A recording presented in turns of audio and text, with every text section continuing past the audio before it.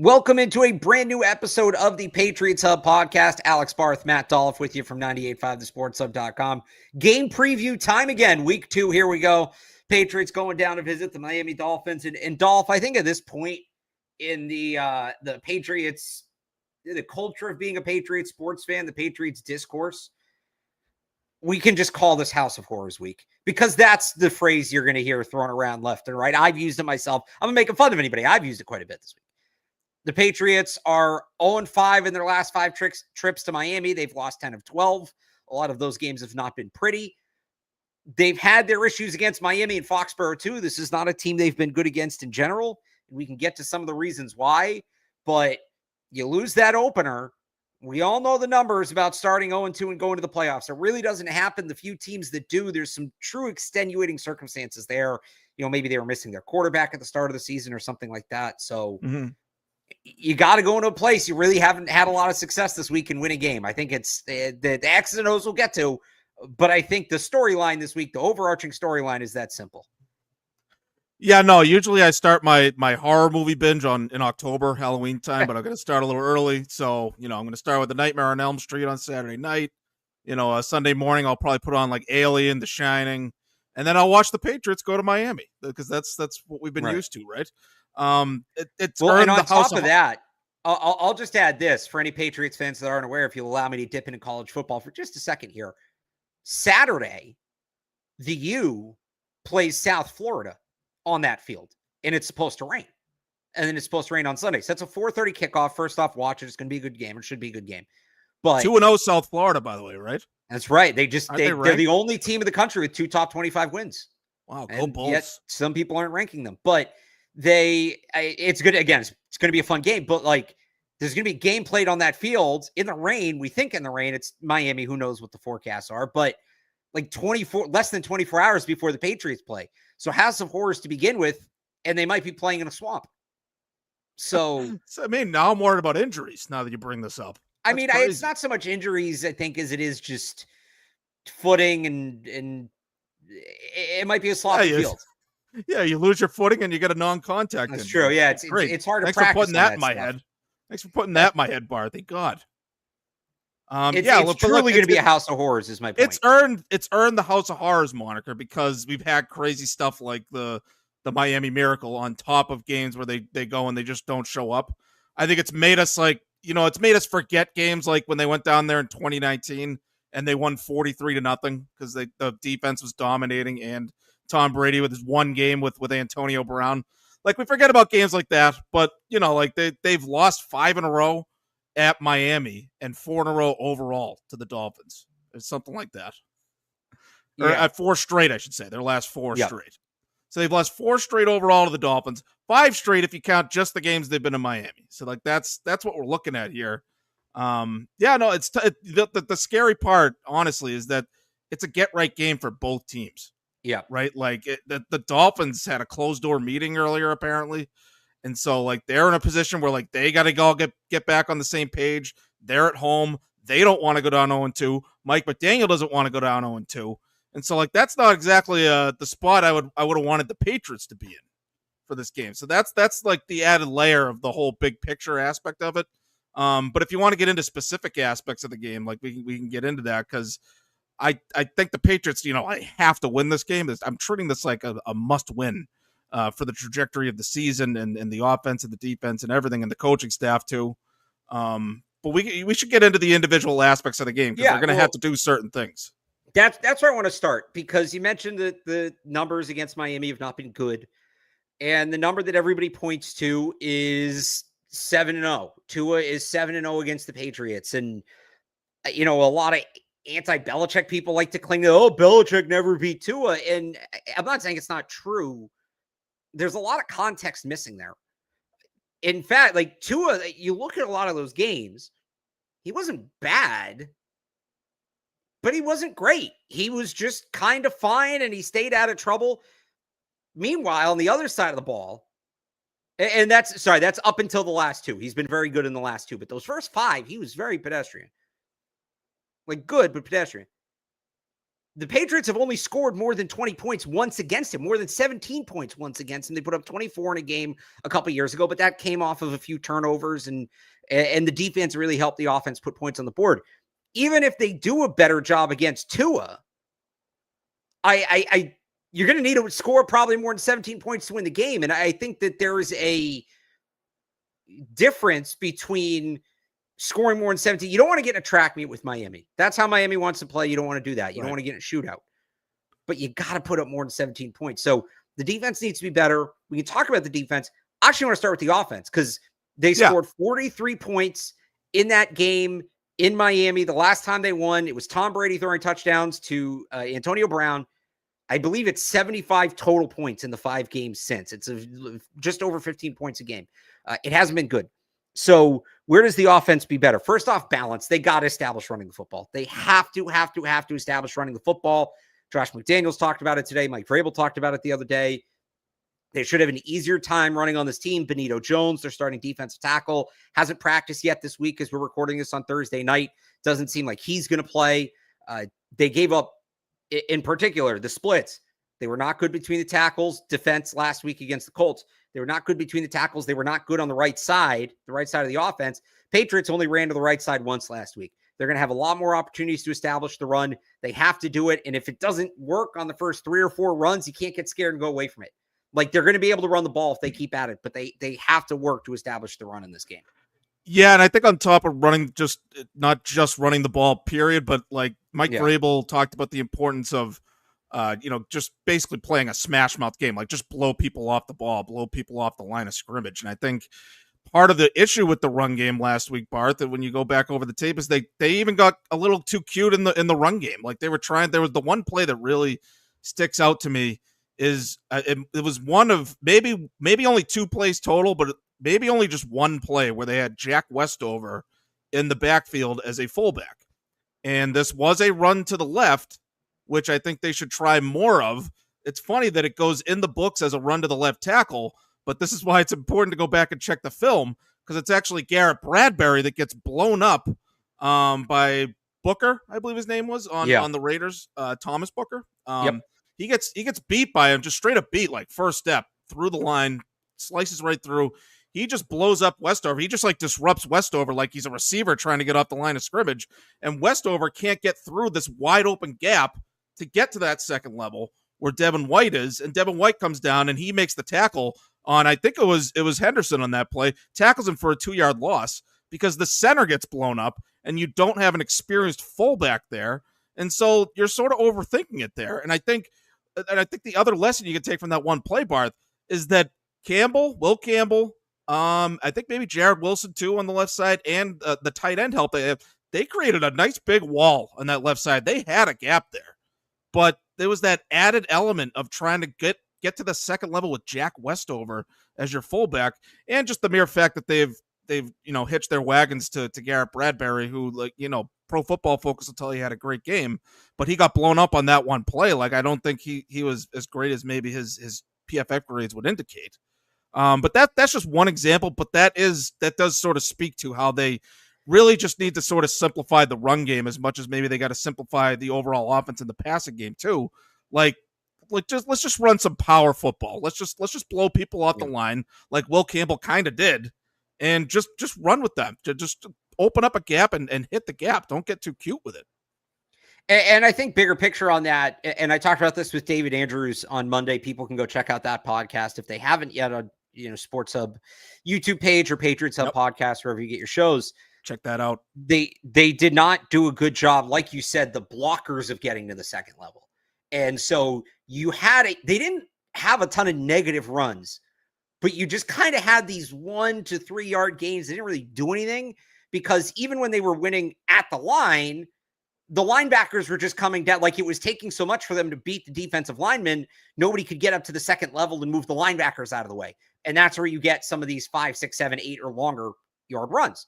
So that's Andrews talked about it. You have to block the down guy. You can't cheat on blocking the defensive lineman we really got to get to the linebacker, so I'm just going to leave the defensive lineman. No, because now he's going to blow the play up in the backfield. You got to beat that guy, step up and move. And they had trouble doing that. They had trouble doing that across the line last week, mainly on the left side, because that's pretty much the only side they ran on. So it's a good point by you. They've got to, and it's a worse run defense. They've got to neutralize the defensive lineman in time to get up to the second level and create some of these holes. And it's all five guys doing that. It works they all work in tandem, but it's a good point by you. The runs are going to come when the offensive linemen, they're not picking up missed guys coming through, and they're just able to win their initial assignment and get up to that second level. That's what they're going to need to do. Can I just give you one more quick thing on the run game? Yeah, go for it. So there's one other play that I really can't. I had a hard time getting past from last week. 3rd and 1, end of the half, backward pitch to Ramondre Stevenson. But I look at Ramondre Stevenson on this play for why are you cutting back to the middle when you have your left tackle, Will Campbell, running out toward the sideline? He's ready to seal you off and help you get to the sticks. And I feel like if he just followed Will Campbell instead of cutting back to the inside, he probably would have had a first down on that play. And they got bailed out there. That was when they went for the long pass play and got the DPI flag. So they got bailed out there, but you're not going to get bailed out like that all the time. And like, you gotta make good decisions when you have the ball too. The ball carrier is going to make good decisions. And I think they can utilize Will Campbell more just as a run blocker, just by, merely giving the back the ball and say, follow that guy. Like they got to try more of that. And it's part of that is on the backs too. Yeah, I'm with you on that. Passing game, let's just big picture this. I think that's the easiest way to do it. What do you want to see from Drake Maye? I just want to see him hit the simple stuff. Like, I think you saw he missed too many of those last week, and not even just simple, but open guys. Like, I don't have the actual math on me, Barth, but he had to miss, 4 or 5 guys that were wide open. There was obviously one early on to Demario Douglas. He missed Douglas on the throw right before they threw the touchdown. So, I mean, I guess you could throw that one out, or that's a wash there. He got the touchdown. But he had, at least a few other throws where he missed open guys, and some of them were 10, 15 yards down the field too. And so, like, if you just add those, I know, like, we like to take things away and just add things for our take, but, like, you just add those throws that should be simple. Guys are open and, like, easy pitch and catch, throw it to the open guy. You give him those, and, like, all of a sudden he's 35 for 46. He's over 300 yards passing. Who knows? He converts that 3rd down. Maybe they get a touchdown on their first drive. Like, just got to take it to another level. Just take it to another level, or he completes those passes. He doesn't throw 46 passes in the game because the offense is doing more to stay on schedule, and they don't have to call the game that way, which is ideally what you want. No, you're up 14-7 at the halftime instead of 10-7. Like, that could have made a big difference. I'm in a similar boat to you. I just want to see him settle in. I talked about this when we did the recap show and talked about taking things out for the take. The second half, after the interception, minus that 2-minute drive where the Raiders are in prevent, he was not good.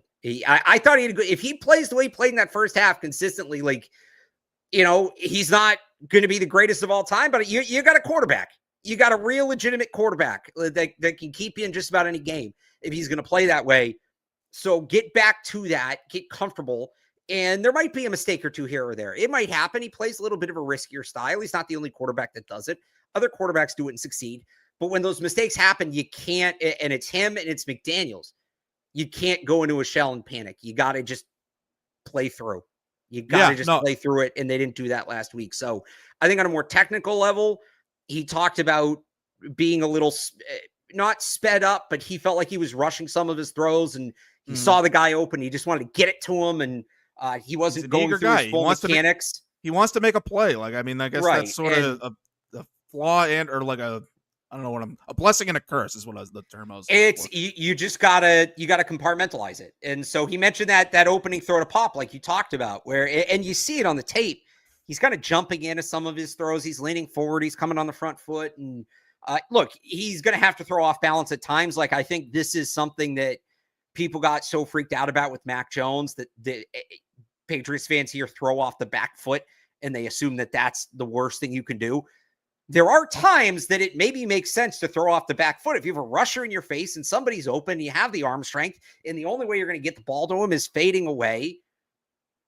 Fine. Like, go ahead. The problem was Mac Jones was throwing off his back foot from a clean pocket, which is what you don't want. So with Drake Maye, it's not nearly as bad as Mac Jones, but like, there's times where just set your feet and throw, and you can see it. He's kind of, the mechanics are falling apart because he just wants to get the ball there and take a deep breath, settle down, get in the rhythm. Because when he got in a rhythm, he was fine. And he was in a rhythm in the first half of that game. So I just want to see him get into the rhythm quicker than he has, or just start the game in a rhythm. And then stay in it no matter what happens. Well, to that point, yeah, like yes, take the simple stuff, but they might even want to make it even simpler than they tried at the beginning of that game last Sunday. Like I know that first third down play to Douglas was technically a simple play, but I don't know. Drake May's always been better throwing over the middle of the field than toward the outside from what I've seen. And even last week he was. And so, and he was talking about, you got to get that first down is what he kept saying. He said multiple times after the game where, they just got to start him off with something simple. And like, I think they almost tried on the first play. I couldn't tell whether the very first offensive play, he had Diggs wide open on a shallow crosser. But it looked like the first read was supposed to be one of the tight ends. Like Drake May never even looked at Stephon Diggs' direction. He immediately looked toward the tight ends, and I think he panicked and took off and ran because both the tight ends were tightly covered, man-to-man. Like he had nowhere to go toward either of the tight ends out there, and so he didn't even see Diggs, or he didn't even look at Diggs on that play. But maybe if they go over the film with him and say, look, just go with the shallow crosser next time. We're not going to overthink it here. We're not going to try to do too much on the first play. I couldn't tell whether that was supposed to be his first read or whether Drake May panicked, but like you got to just set him up with something nice and simple. Get him in a rhythm, get that first catch, and then you can, 2 plays later you got a first down. Like you got to start simple with him. I think that helps him calm down and get into a rhythm. At least at this stage, right? Like hopefully he doesn't have to keep doing this his whole career. But right now, like Josh McDaniels said, he's a young quarterback. He's kind of learning as he goes. Exactly. I'm with you. And then there's the receiver element of it. There's 2 things I'm interested by in this game. One, do the Dolphins put more attention on Kayshon Boutte? Kayshon Boutte was the only wide receiver who was regularly catching the ball behind the sticks last week. I think they're going to take away the deep part of the field in general because that's what you do on these, boomer bust quarterbacks. It was the book on Josh Allen. It was the book on Justin Herbert. It was the book on a lot of these guys. Take away the deep ball, spy him so he can't run, and force him to beat you by being patient, being accurate, and dinking and dunking his way down the field. Doesn't mean he's always going to do it, but once you prove you can do that, well, now they can't play 3 deep across, and you got to pull somebody up in the box, and it's going to open more up down the field. So, that being said, Kayshon Boutte is one of his better targets. Do they shake to take him away? If they do that, who does it open opportunities for? I'd love to see Pop Douglas get more involved. The stats last week, I get it, not pretty. 2 catches for -2 yards. Drake May missed him open on a couple throws. There are a few other times, I think you said this earlier, Pop was open and just didn't even get the target. So if teams are going to take away the deep ball, you need that ability after the catch. And Pop Douglas is probably their best after the catch receiver right now. Like Kyle Williams has some after the catch potential, but we haven't really seen that much from him. They want to get him more on the field. I wouldn't hate taking, a couple snaps from Pop and a couple snaps from Diggs and turning that thing into more of a rotation. But they got to get Pop Douglas more involved, especially if the Dolphins are going to sit on Kayshon Boutte and try to take him out of the game plan. Yeah, so quickly, Barth, do you know who led, according to Pro Football Focus, do you know who had the most coverage snaps for the Dolphins last week against the Colts? I think, was it Fitzpatrick? Former Patriot. Oh, former Patriot. It wasn't Judon. No. Jack Who else? Jones. Oh, that's right. Jack Jones is their number 1 corner now. I forgot about that. It's a good spot to be in. He had a nice 43.1 coverage grade, 43.7. So you're putting Jack Jones on Kayshon Boutte? I guess I don't know what their plan is there. Yeah, they do still have Fitzpatrick though. That's the same draft class, I think, right? Yeah, I think you're right. Maybe Fitzpatrick was a little earlier. Not to get off track there. But yeah, no, it's a good matchup to keep an eye on. Look, I think Douglas is clearly their best wide receiver after the catch. I mean, like Henderson might be their best overall in terms of what he could do after the catch, but Douglas had a wide receiver for sure. And I think part of the issue last week, Barthy, especially like the factored into him getting only -2 receiving yards, is I thought the blocking was bad when they tried screens. The screen game blocking was not good. So on the perimeter. You think I went back and forth on this? Part of it was also it felt like that maybe just bad play calling. Like they didn't have enough blockers. They just didn't have enough blockers on some plays. Part of me went with the blocking wasn't great. I also kind of looked at that as like the Raiders were sitting on it at times. And I know I just said they were sitting on it deep, but that's kind of what they were doing. They had 3 or 4 deep. and everybody else was sitting on the short stuff, and there was just nothing really in the intermediate, which is where Kayshon Boutte had his success until the Patriots kind of went away from him there in the second half. I do feel like they were keying on screens. I was waiting for the patented McDaniels fake the screen one way, go the other. I think that would have gotten them because they were obviously the Patriots could have executed better. I don't disagree. I think some of it is that the Raiders were sitting on it. But the thing is now, like you go into this game and you look at it from the Raiders, if I'm the Dolphins watching that, hey, they sat on the screen and it worked. So we're going to sit on the screen. And if the Dolphins are going to do that, what are you going to do? Like, how are you going to adjust out of it? I mean, I don't know if the Dolphins have the coaching expertise. I couldn't tell you who their defensive coordinator is. Anthony Weaver. They definitely don't have it on offense. I just think last week. Yeah. I just think last week those guys had a lot of familiarity with what McDaniels wanted to do, which was get the ball out quickly and make yards after the catch. So I don't know if the Dolphins, maybe they are wise enough to look at this and say, we'll just sit on the screen. We'll wait for that. So that is part of it. But like, yeah, they gotta find a way to make yards after the catch. It's Josh is going to want to do that. It's not like he's going to abandon that part of the game. And so they're going to have to do that. And Pop is their best hope. As far as Kayshon Boutte's concerned, like, just going back to like the Jack Jones thing, like unless they want to put Fitzpatrick on him, like I don't know if there's like. Oh, you're talking about Boutte. I was going to say they played. Yeah. I wonder if Fitzpatrick ends up on Pop. They played him in the slot a little bit last week. That would be interesting. And look, and even like Diggs, like I thought Diggs had a pretty good game. I just think they weren't getting him involved that much. I don't think it was an issue of him not getting open or anything like that. I just think. For whatever reason, he wasn't a big part of the game plan. I think with the opportunities he did have, he was fine. And so I think maybe they should try to get him more involved. So the snap count was high, but we had kind of wondered if they'd ease him in coming off the torn ACL. I wonder if it was, hey, we want you to run X number of routes, but there's probably some burn routes and some, what's the word I'm looking for? Decoy routes in there and things like that. And I wouldn't be surprised if his workload, like if they look at it and everything checks out, and he said this week he feels, fine, typical post week one with how he'd feel. Yeah. I do wonder if they get him more involved there. Anything else on the offense for you? I want to say they put Diggs out there for some like runs between the tackles. So like, you're out wide. You barely have to do anything on plays. Right. Like just that. Get him out there moving around. Yeah, exactly. What else on the offense? I mean, did we already talk about they got to get Travion Henderson more involved too? Like, we talked about needing to run the ball more. And like that, I think extends to maybe even up the snap count a little bit. I feel like Josh McDaniels has a little too much.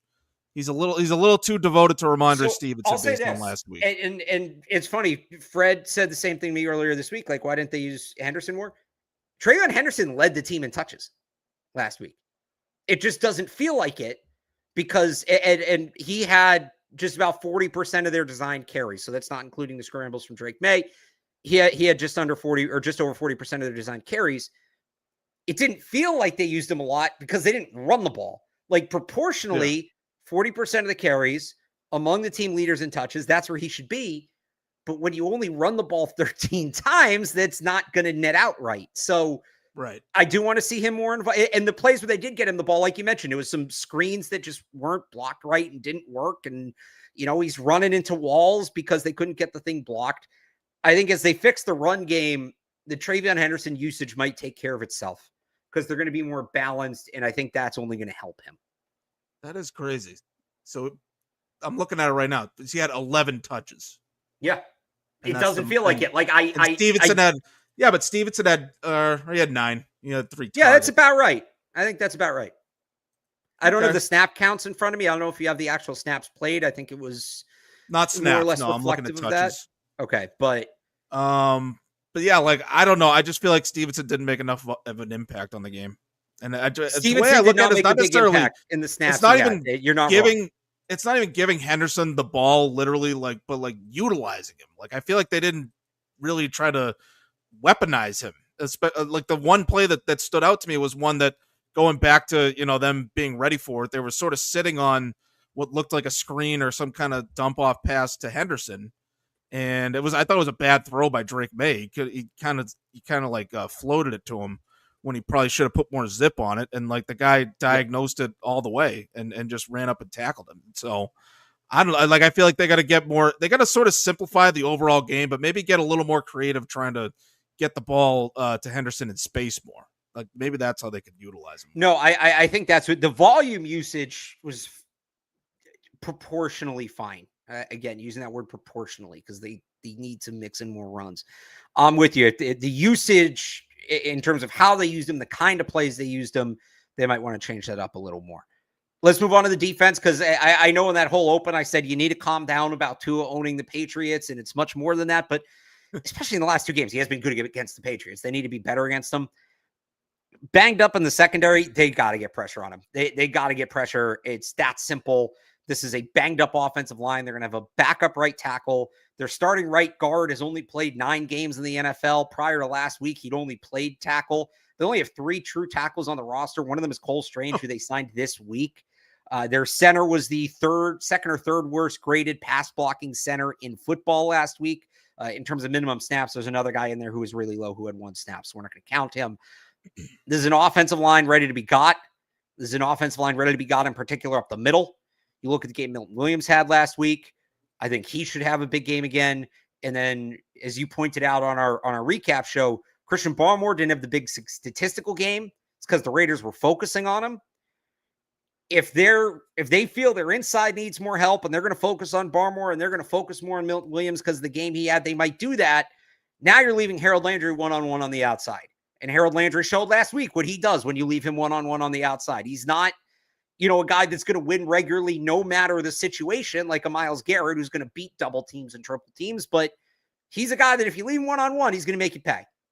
And so do the Dolphins do that? Do they put more attention on him? Well, now you have a weaker middle of the offensive line against 2 really good defensive tackles. This should be a game where the Patriots can turn up the heat on Tua and get to him. And I look at what's going on up the middle, especially because you have a team that likes to throw over the middle and you have a team with a shorter quarterback. And if you can get in his face up the middle, you're going to be at least able to start knocking passes down at the line. Yeah, look, can I throw some quick stats at you, Barth? This is based on just last week. All right. So the Dolphins, the pass blockers, they had the 9th fastest time to pressure, which is they define pressure at NFL Pro as literally the distance between the pass rusher and the quarterback. I think it's like based on a yard. He's within a yard of the quarterback. But they had the 23rd lowest pressure rate. And why is that? It's because Tua Tagovailoa was getting rid of the ball quickly. He had the 9th highest time to throw, 2.6 seconds. And so that's the one thing that Tua still does well. And he even still did it pretty well last week, which is get rid of the ball quickly.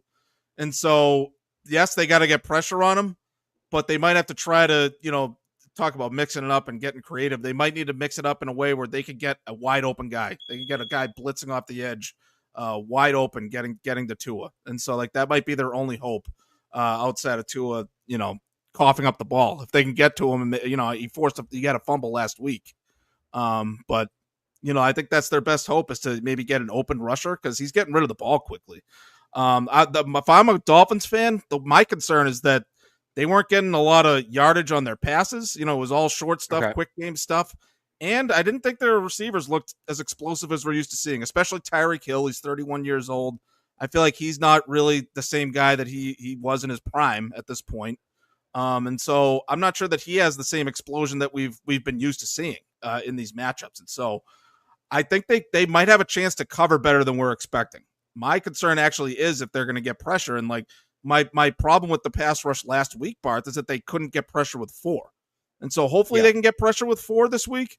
But I feel like it's going to take blitzing and extra rushers and trying to get open lanes and things like that. Something's beeping in my apartment. I was going to say, is your hopefully it's not carbon monoxide detector going off? Are you okay there? I'm okay. It might be. There's construction going on downstairs, so sorry about that. But I'll check that out in a minute if I don't pass out. If I don't keel over in the mid-pod. Wrapped up before you have to deal with that. Tua's getting rid of the ball quick. So it's going to be a challenge getting to him, I think. You have to rush him into bad decisions, like an interception, I think. Well, it's also why, again, I think it's so important to get that pressure up the middle because it's harder for him to, if you're getting pressure off the side, he can quick throw to the other side. If you get pressure right in his face, again, it at least gives you a chance to knock the ball down. And maybe the sack number isn't as high as it was last week, but if they can just force him to have to change his arm angle or knock him off his spot or whatever, and that means getting to him quick, it's a lot easier said than done. They're going to have to do that.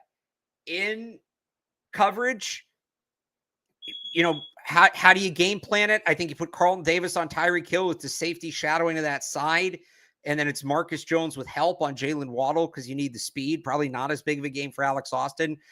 Be a lot easier to draw up, certainly, with Christian Gonzalez, but he's probably going to be out again, having missed the first 2 practices of this week. It's going to be the Patriots have a really good secondary, but this is not a kind of matchup to them. They're not as fast in the secondary as they used to be. They miss Jonathan Dillon in this matchup. Like, they miss having a guy like that alongside Marcus Jones. Yeah. And interesting note, by the way, that Mike Reese noted earlier that they had Kyle Williams playing the Tyreek role in practice, Tyreek Hill role. So that's interesting to me. But yeah, the real question is who's going to cover him. I think that's a fair question. I'm afraid we might get like the Marcus Jones on Tyreek Hill experiment. And we'd see how that goes. But yeah, like the way the Colts beat them is they flooded the middle of the field and they had these really packed in zone coverages. And so they rushed Tua into the throw, and then he sailed a couple for interceptions early. And so I think that's your hope.